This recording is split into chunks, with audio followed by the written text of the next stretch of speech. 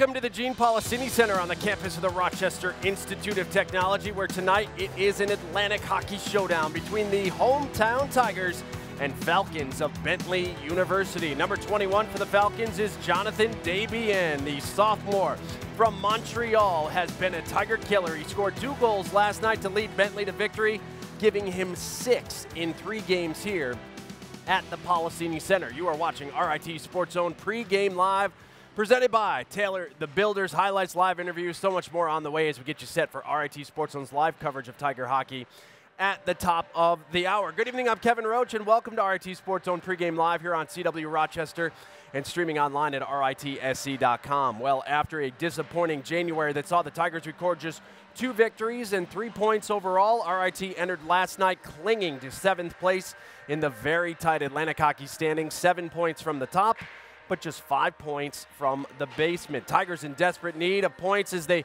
began the final month of the regular season here on home ice last night against Bentley. And less than 4 minutes into the first period, Tigers' fourth line gets things jump-started for him. Nick Bruce, the freshman, playing in just his 2nd game of the season, gets his first goal of the year thanks to an assist from Jake Hamaker.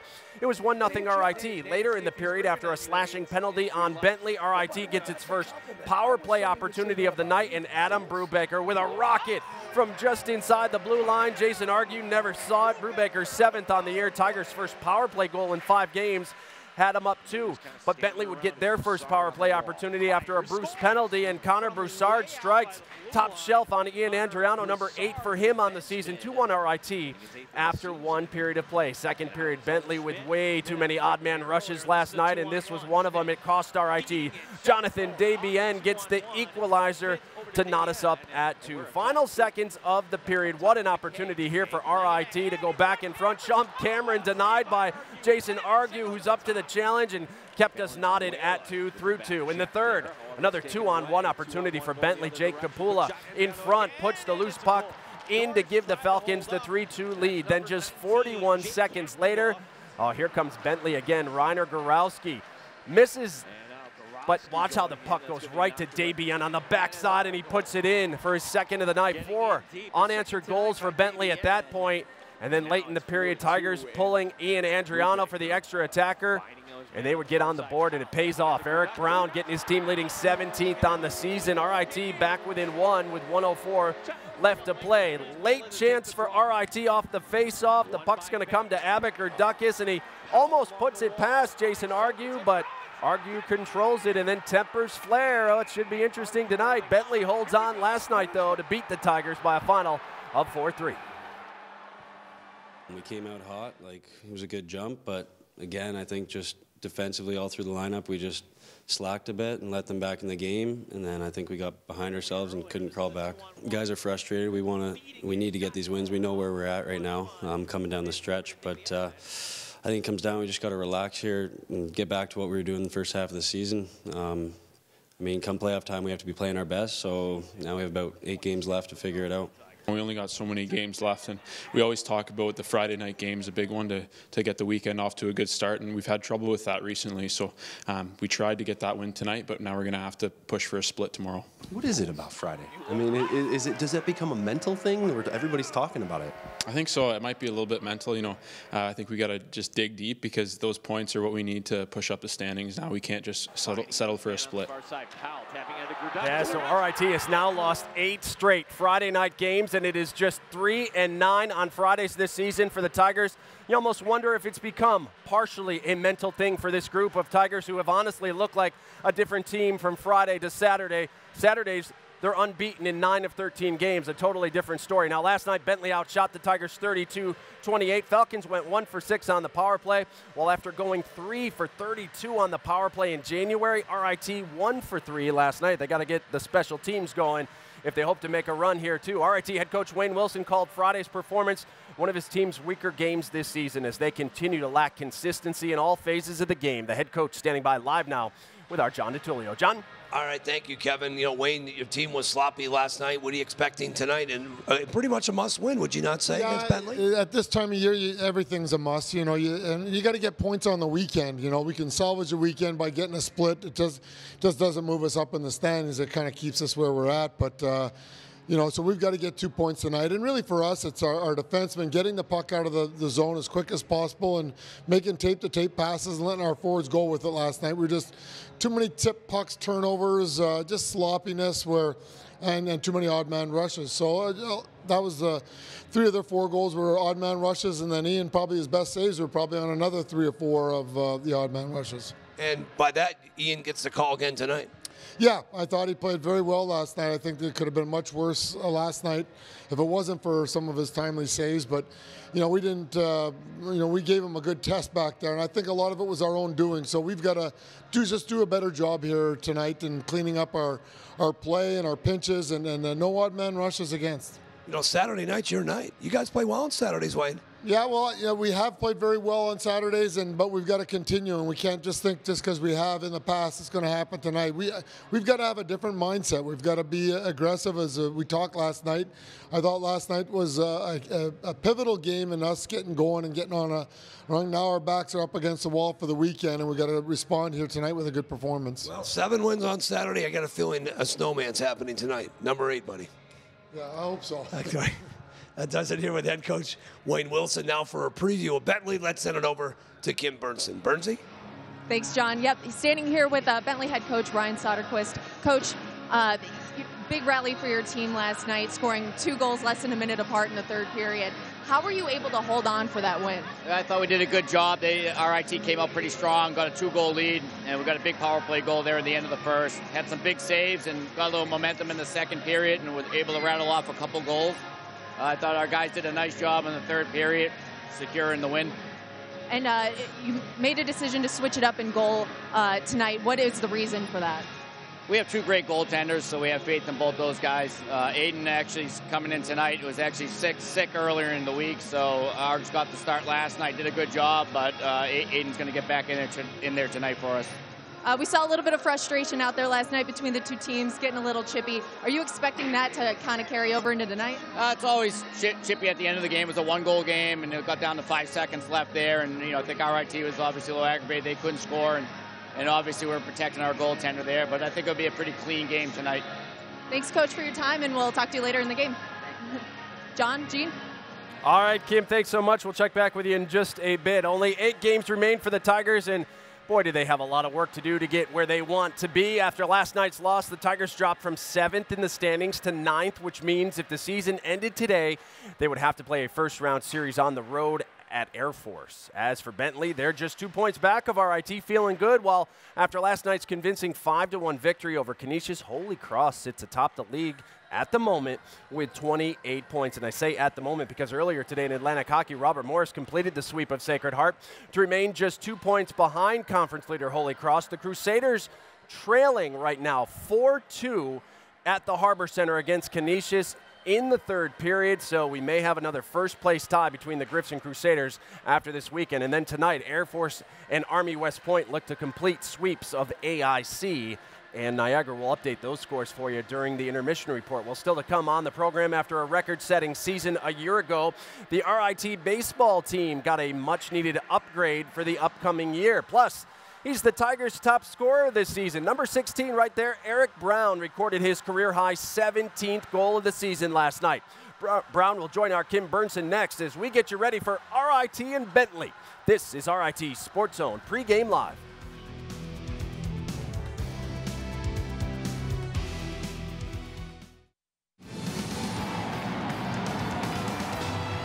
Back here on RIT Sports Zone pregame live from the Gene Policini Center. It's the final meeting of the regular season between RIT and Bentley. The Falcons, a perfect 5-0 in this building. Are you kidding me? And the road team has now won the last 10 in this series. If you're just tuning in here tonight on CW Rochester, or if you're streaming us live online on our website, ritsc.com, we have a change in the nets to report, but it will not be for RIT. The Tigers will stick with Ian Andriano, the Barrie, Ontario native, will make his 6th straight start here tonight. He's 2-3 on the season since taking over the starting reins back on January 19th against Canisius. Andriano made 28 saves last night, including a couple of beauties that kept RIT in the game for much of the night. On the other side, Bentley head coach Ryan Soderquist, as you heard earlier on if you were with us, has elected to make a change in the net here tonight. Jason Argue had 25 saves in the victory. on Friday, but Soderquist is going back to the sophomore Aiden Polino, who was under the weather earlier this week. We've seen him the majority of this season in net. He'll make his 18th start of the year. Polino 7-8-2 on the season with a 3.19 goals against average so far. Warm-ups have ended, and both the Tigers and Falcons exited the ice. Our Kim Bernson is standing by live now with RIT's top goal scorer. Kim? Thanks, Kevin. Eric, it seemed like you guys got off to a fast start last night, but came up short in the end. What do you have to do to better contain Bentley tonight? I think we just have to deal with adversity a little bit better than we did last night. I think we started the game pretty well, scored a couple goals, but I think then when we started making some mistakes, we had a hard time rebounding from it, and it resulted in a couple goals in the back of our net, which kind of handcuffed us. And then one thing led to another, and we were down 4-2, so I think that's what happened. It seemed like your shot opportunities kind of slowed down there in the second. What do you have to do to put more pressure on the Falcons tonight? Yeah, I think we just have to keep things simple. Make sure when they're chipping pucks out, we're getting it right back up ice. Good transition, getting pucks deep, and going to work and do what we do. Thanks, Eric. Good luck tonight. Thank you very much. Kevin? All right, Kim, our thanks to you and Eric Brown. Well, RIT has made a commitment to improving the facilities and amenities it offers its student athletes at both the Division I and Division III levels. Following the best season in RIT baseball history, Rob Groh and his squad were the beneficiaries of a much-needed upgrade this offseason. Rob Groh has been associated with RIT baseball for nearly 3 decades as both a player and coach. And during that span, his teams have crammed into a number of small and outdated spaces with other Tiger teams. Right, when I was here as a player, we were in the wrestling locker room. Then we moved to the women's basketball. We used to share it with soccer, and then we moved to a locker room right across my office. It's a hockey locker room, so it was built for hockey, big hockey stalls, 2 guys per locker, all their gear and everything in there. It was a lot of people and a lot of stuff in a confined space. But now, thanks to generous donors like Warren and Tim Hearn and Jan Proper-Schreier, the RIT baseball program has a shiny, new, modern space to call its own. Bruce Proper was the legendary coach here and who I've modeled my career after. I wanted to make sure that we had what they had in the 70s, and they had family that cared about each other, and then they won. So you have to take care of the relationships first. That's the most important thing. Tim Hearn, Warren Hearn, the Hearn family, amazing people. One of the first people that really came to RIT and helped us become a better program. So it's really great to have those 2 great families come together and make this happen for us. He built the program, baseball, and he also did the physical education. And I think this is a great opportunity to honor him for what he's done for RIT. And this has come out beautifully, and I'm very proud of it, and I'm glad it's happened. And I'm glad for the Hearn family being here and being part of this, too. My dad, to be quite honest with you, was the one that did the bulk of the donating, just kind of put my name to it. But just to help out. Just to help out. This meant a lot to me being here, playing for 4 years, and it's part of who I am, and it's just been great to give back and let the people now have a better locker room experience than I certainly had when I was here. The larger space features new custom lockers, custom Tigers furniture, and other modern amenities student athletes desire. What was your reaction when you first walked into this new locker room? I was blown away. I saw it throughout the stages because I live pretty close, and when I saw the finished product, I was absolutely blown away. It's more than a room, isn't it? Oh yeah, absolutely more than a room. They'll have lunch in here, they'll study in here, they'll sleep in here, they'll do a lot of different things in here. And again, it's just having the gaming and having everything that they can do here, it really forms bonds. The new facility will help form those bonds with current team members. But just as importantly, it will help RIT stay competitive on the recruiting trail too. Well, RIT is first class in everything it does. First class education, first class co-op and career placement. You're going to get a job if you come here, and that's what we tell people all the time, right? So you have to have it on the other side too if you're going to get an athlete here. These people are highly sought after. They're the best, brightest, and they can play a sport. They can go to a lot of different places. So having this type of facility helps us get the best, the brightest baseball players, and that's important to winning. Yeah, the Tigers won a lot last season, a school record 33 games to be exact, and captured their first Liberty League championship and NCAA tournament bid. Rob Groh and company opened the season on March 3rd. Hopefully the weather will cooperate for them. Meanwhile, earlier this afternoon here on campus, Amy Reed's women's basketball team hosted St. Lawrence in a Liberty League showdown at Clark Gym. First half, we pick up the highlights. The Tigers jumped on the Saints early. Tara Lynch in the lane, hitting a nice turnaround there. She had 17 points. Later in the first half, Corey Okada to Jessica Glass. The corner three goes. Glass added 13 points for the Tigers. Then Okada dishing to Sabrina Wolf. She's going to knock down another one from long distance for RIT. She had 8. Okada led the way with 19 points, 6 assists. RIT avenges an earlier season loss to St. Lawrence. They win it today. They've now won 6 in a row, 63-54, the final. Meanwhile, after losing last night, the RIT men's basketball team bouncing back this afternoon with an 82-74 victory over St. Lawrence. Troy Pierre-Louis led the way with 28 points for the Tigers. Well, still to come on the program, we'll show you how Bentley took game 1 of this weekend series with RIT. Plus, John and Gene will be here with their keys to tonight's game. That's all straight ahead. You're watching RIT Sports Zone pre-game live.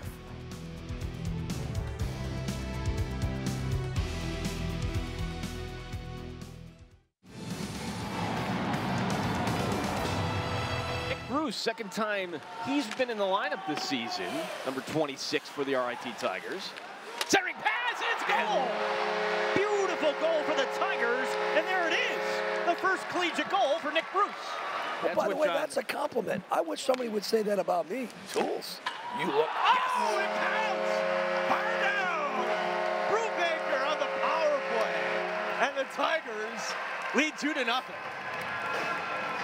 Everybody just kind of standing around as Broussard on the wall. Fires, scores! From way out by the blue line, Connor Broussard, the defenseman, getting his 8th of the season. Out of the zone, Schmidt. Schmidt had a breakaway earlier. This is a 2-on-1. Schmidt feeding it, shot, goal. Off the 2-on-1. Schmidt over to Davian, and we're tied at 2. It's like Schmidt knew exactly where he wanted to go with the puck. He waited for his teammate to get in the proper spot.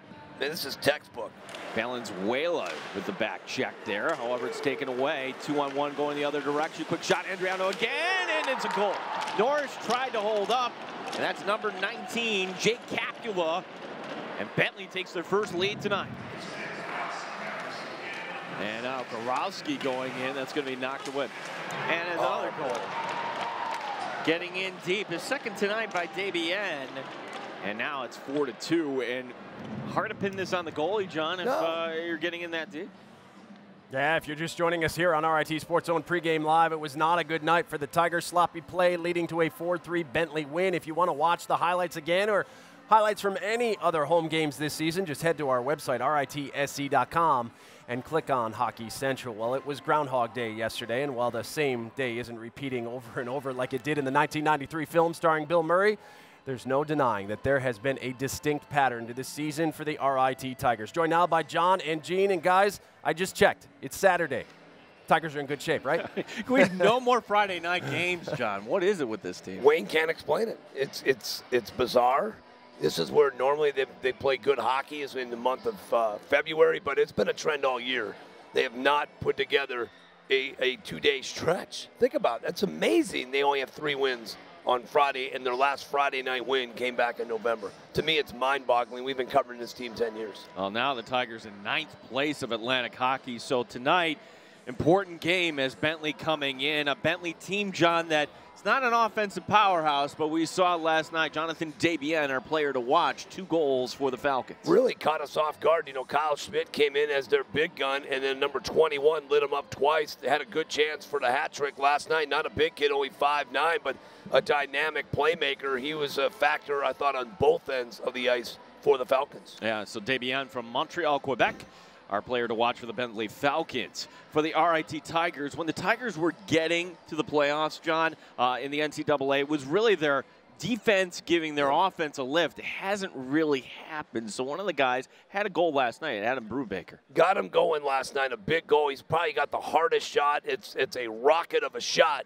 not only for the Tigers, but probably the best rocket shot in Atlantic hockey. But he needs to step up even more so tonight. He had a goal last night, didn't play, I thought played very well on the defensive side last night on the ice. But for him, in this team, it starts with their defense, and number 2 really needs to take his game to a new level tonight for the Tigers to get 2 points. So here we are in the month of February. You don't want to get swept by Bentley, No. John. I don't think you can say tonight is a must-win. Yes, it's a must-win. It is. All I right. think it's a must-win considering you're at Robert Morris and at Mercyhurst the next 3 games. I think it's a must-win. They're 9th in the standings right now.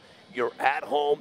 It's a team that you probably should have beat last night. You blew a 2-0 lead. I think tonight Wayne and his team has got to be thinking 2 points. All right, so give us the keys, John. What do the Tigers have to do? Well, it starts with you got to clean up your act. Too many odd man rushes, not so automatic. The odd man rushes were terrible. They were sloppy with the puck, and Bentley took advantage of those odd man rushes, and they were able to cash in. And you got to channel your John Travolta, your Tony Manero, right? It's a classic. I'm not doing it. Yes, you are. It's Saturday Night Fever. They've got 7 wins on the season. That's all I'm doing. Yes. I'm not doing any of this. All right, with a win in the postgame, you're going to... If they win, all right, we may have some moves for you. We may have, I said we may have some moves, but they got to win. Kevin, for the Tigers tonight, you could say it's about staying alive. You know, those Look at moves, you, Rochester's not ready for those moves.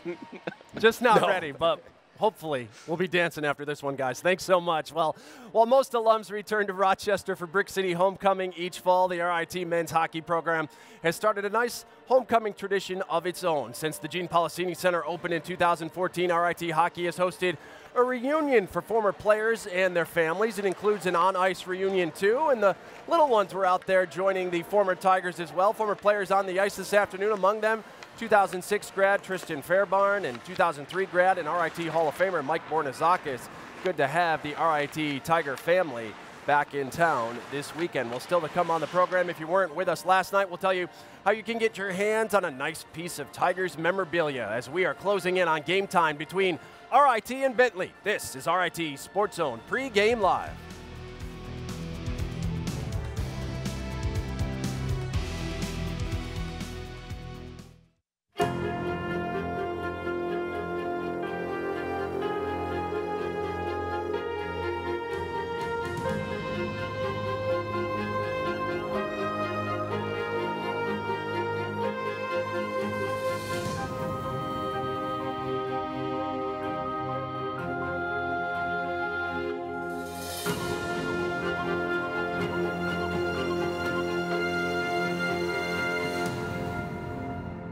Bentley getting the better of RIT last night in the first of this 2-game series. A win tonight by the Falcons would not only give them the sweep, but it would pull them into a tie with the Tigers in the conference standings. Hey, just a reminder, if you're a big RIT Tiger fan or know someone who is, or you're going to want to get your hands on this if you can, a framed RIT Tigers jersey that has been signed by the entire 2017-18 team. All you have to do is like the RIT Sports Zone Facebook page and comment on the post about the jersey. You're entered to win then. A winner will be randomly selected next Saturday, February 10th. Hey, the Tigers hit the road next week for 5 straight games beginning at Robert Morris. They are not back. We are not back with you until February 23rd when the Tigers host Mercyhurst. Our coverage begins at 6:30 with RIT Sports Zone pregame live at 6:30. CW will have the broadcast at 10 o'clock. Well, that does it for us here on pregame live. Thanks so much for watching. Up next, it's RIT and Bentley. John and Gene have all the action for you, and I'll see you back here for the intermission report. Enjoy the game, everyone. RIT Sports Zone Live begins right now.